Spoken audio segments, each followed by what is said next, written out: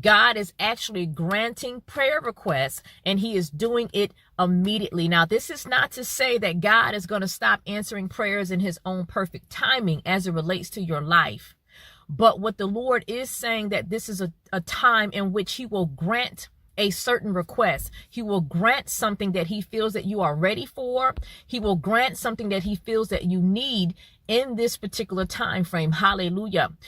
God is not guaranteeing that he will give you everything that you want. Let's keep that in mind. But he is saying that he will grant you a request that you prayed about. Hallelujah.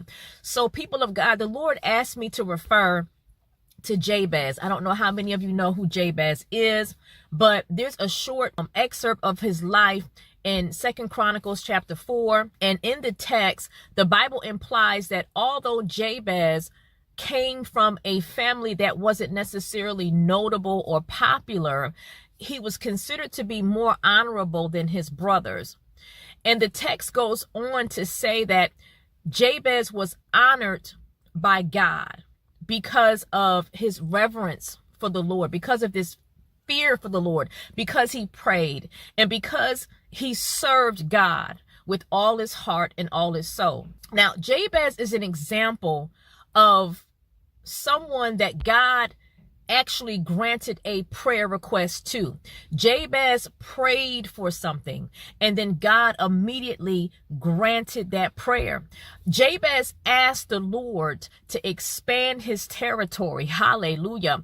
Jabez asked God to give him more territory, give him more influence. And in addition to Jabez asking the Lord to expand his territory, he also requested that God's hand be with him during his reign. Hallelujah. And so, people of God, the Lord is going to do the same thing for some of you.